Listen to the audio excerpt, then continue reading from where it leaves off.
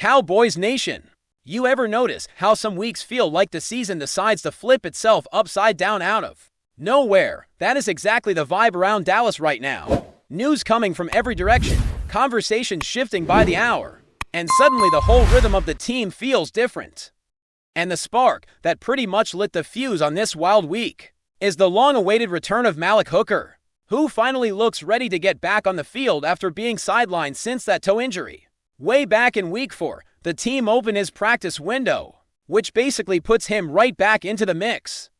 And now it all comes down to how his foot responds. From what people around the facility are saying, nobody would blink twice if he ends up playing on Monday night, and honestly, the timing could not be better. This defense has been desperate for someone who can steady the ship. Communication has been off, coverages have been stretched thin, and without Hooker and Logan Wilson roaming the back end, every drive felt like the secondary was just trying to plug leaks long enough to survive another snap. With both now trending toward being available, things finally start to look familiar again. Just their presence alone feels like it could settle everybody down and tighten the whole operation. But the real curveball is the possibility that Hooker could become the guy wearing the green dot. If Kenneth Murray cannot go, that idea has been tossed around quietly because Hooker sees the field like a coach. And when you have someone who reads the game at that level, it becomes tempting to hand him the defensive communication. Nothing is confirmed, nothing is official, but it is definitely one of those ideas floating through the building. And speaking of that safety room, it has probably been the most frustrating part of the year. Hooker and Wilson being back in practice is a breath of fresh air, but the continued absence of Elijah Clark keeps putting stress on the rotation. Depth has been tested well beyond what anyone planned for, and the staff just has not felt comfortable letting Maris Bell take on a full workload. Every opponent has clearly seen that soft spot in the middle, and it has been exploited over and over again. Getting Hooker back does not instantly fix everything, but it is absolutely the first step in stopping the bleeding. But while the defense has been clawing to get healthy, the offense has had its own wave of conversation, and most of it has centered around George Pickens. The guy has come in and completely flipped expectations.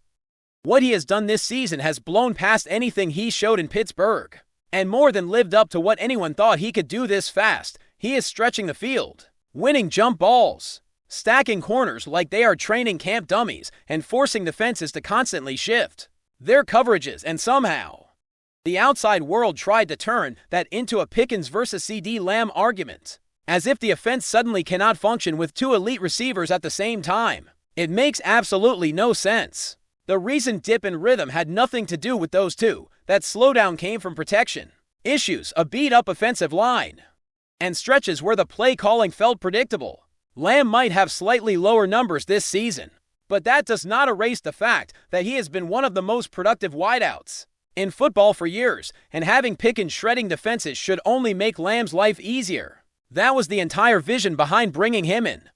Dallas spent years searching for someone who could be a true complement to Lamb, someone who could take pressure off him and keep defenses honest. Now they finally have that guy, and suddenly people want to create conflict that does not exist. These two belong on the field together. This offense becomes far more dangerous when they are both involved, and separating them would just drag the passing game backward. And with the future in mind, everyone knows Dallas is preparing to tag Pickens if a long-term deal is not finalized. The number is expected to land in the high 20s, maybe brushing up against something close to $29 million. But the team can easily handle that financially.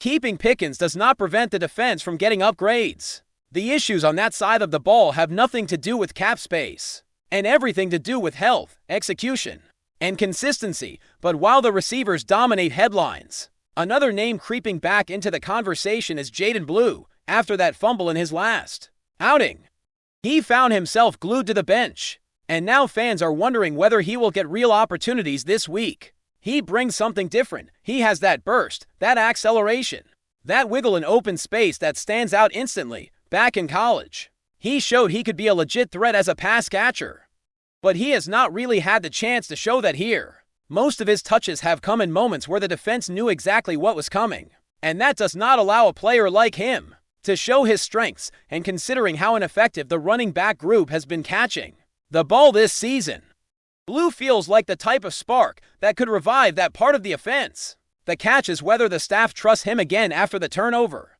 And rebuilding that trust can take time while all that unfolds. There was also an unexpected headline that flew in out of nowhere. Talk of Mike McCarthy being a leading candidate for the New York Giants coaching job next year. This time of the season always brings whispers like that. They pop up, make a splash, and then most disappear once real interviews begin. The idea of McCarthy jumping to a division rival does not exactly scare anyone, and it feels more like one of those early thrown around names than something real. Every offseason starts with a handful of names that look like serious contenders. And then once the hiring cycle actually begins, the list completely reshuffles. This probably falls into that category. But the storyline that hit the hardest had nothing to do with the field. The organization came together to launch a memorial fund for the family of Marshawn Kneeland, whose passing shook everyone in the building when teammates learned that his partner is expecting a child. The decision to step in and support the family felt immediate and heartfelt. It was one of those moments that reminds everyone that beneath all the film study, media noise, roster shuffling, and weekly pressure, these players and coaches are human beings dealing with real life in ways that are far heavier than anything that happens between the sidelines. And as all of that swirls around the team, you can feel how much this season has turned into a tug of war between potential and turbulence. The locker room is walking that thin line where every week reshapes the narrative of who this group is becoming, and nothing captures that more right now than the constant shuffle on the defensive side of the ball. With Hooker and Wilson finally trending fully healthy, the coaching staff has a chance to piece something together that looks like a complete unit again.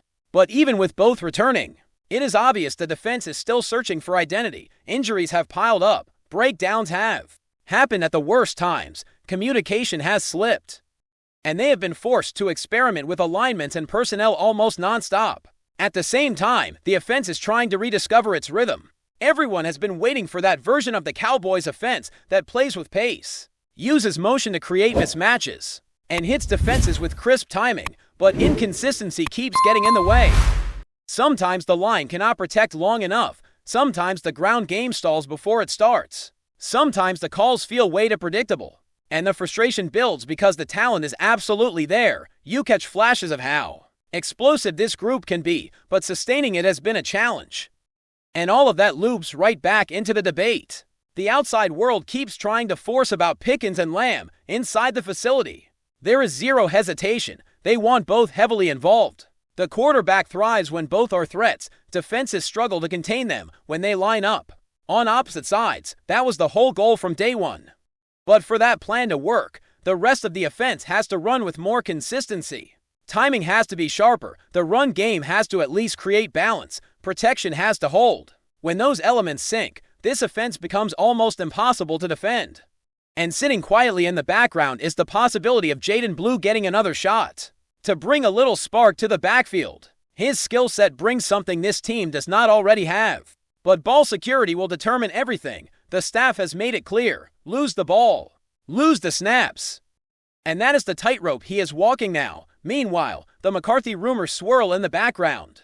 But inside the building, players barely acknowledge it. They are locked in on the now, not hypothetical futures. And honestly, in recent years, the coaching carousel has become so unpredictable that early names almost never end up being the final selections. And through all of it, the players continue to rally around the memorial for Kneeland's family. That moment grounded the locker room in a way that only real life can. It reminded them what truly matters beyond football and strengthened the bond inside the building. Cowboys Nation, the more this season unfolds, the more it feels like Dallas is stuck in this constant push and pull between who they want to be and what they have actually shown on the field. And that contrast becomes even clearer when you look how the defense keeps trying to stitch itself back together, with Malik Hooker and Logan Wilson inching closer to full speed. There is finally a chance for the coaching staff to roll out something that resembles a complete unit again. But just because the pieces are available does not mean everything instantly snaps back into place. You can feel that this group is still searching for direction, still trying to settle into something steady after weeks of injuries, miscommunications, and breakdowns that never seemed to happen in previous seasons. And that leads straight into the conversation about who might take over the green dot. If Kenneth Murray ends up missing more time than expected, it is not the kind of storyline people usually see coming, but inside the building, it makes sense. When you have a player who reads the field as naturally as Hooker does, who understands spacing, route combinations, and alignment issues from the back end, it becomes tempting to put the responsibility in his hands. The coaches have not confirmed anything publicly, and they probably will not unless they have to. But the quiet buzz about it says everything.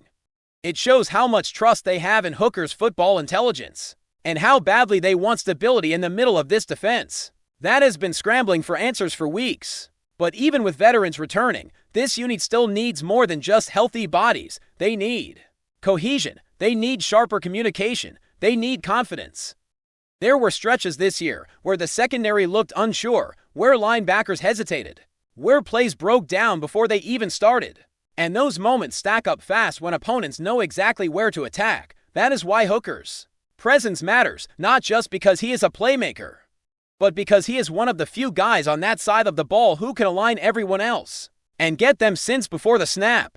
That alone could change the tone of what this defense looks like moving forward. Meanwhile, the offense is going through its own soul-searching. For weeks, fans have been waiting for that smooth, up-tempo version of the Cowboys attack, the one where motion gets linebackers spinning in circles, where timing routes create separation, and where the quarterback is firing with confidence. But every time it looks like they are about to hit that gear, something derails it. One drive, it is the protection breaking down.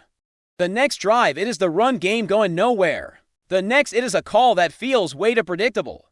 And it becomes this cycle where flashes of brilliance get washed away by stretches of sloppy execution, and that is exactly why the outside world trying to invent this George Pickens versus CeeDee Lamb drama makes even less sense. Inside the building, nobody is pitting them against each other. The entire offensive vision hinges on having both commanding attention. Pickens brings power, speed, and that vertical threat that forces defenses to back up. Lamb brings precision, creativity after the catch, and the ability to win from anywhere on the field. The two were brought together not to compete but to elevate each other. And when the offense is functioning at its best, you can see how opponents struggle to account for both. It is only when the structure around them breaks down that things start to look clunky. Before we roll on, subscribe to Cowboys Wire News, drop a like, and turn on the bell. Your support keeps the Dallas Cowboys updates coming. Tell us what you think in the comments. In a move that's sending shockwaves through the NFL rumor mill, whispers out of Dallas suggest that the Cowboys have pulled off one of the boldest trades in recent memory, according to multiple league insiders. The team has reportedly reached an agreement with the Cleveland Browns to acquire superstar pass rusher Myles Garrett, a transaction that could redefine the balance of power across the league. If it proves true, while neither franchise has issued an official statement, sources close to the negotiations claim that talks between Dallas and Cleveland intensified rapidly over the past few days, culminating in what's being described as a blockbuster exchange. The details of the deal remain tightly guarded, but speculation points to a package involving multiple first-round picks and key defensive assets, heading to Cleveland in return for the former No. 1 overall draft pick. Inside the Cowboys facility, the mood is said to be electric. Garrett, widely regarded as one of the most dominant edge rushers of his generation, would instantly transform the Dallas defense into one of the most fearsome units in football. His arrival could also signal a new era for the franchise, one focused on relentless pressure and star power on both sides of the ball. Over in Cleveland, reactions are mixed. Some insiders suggest that the Browns were motivated by cap flexibility and long-term rebuilding strategy, while others describe internal tension surrounding the trade. Garrett has been the face of the franchise since his debut, a defensive anchor and locker room leader whose departure would mark the end of an era. In Northeast Ohio, fans are already lighting up social media, torn between disbelief and excitement. Is this the move that finally pushes the Cowboys over the top? Or have the Browns made a daring decision that will reshape their future? Until an official announcement surfaces, the NFL world can only watch, refresh, and speculate as the Myles Garrett to Dallas buzz grows louder by the hour. That's a wrap from Cowboys Wire News. For breaking Cowboys updates, subscribe, drop a like, and turn on the bell. Tell us your take in the comments.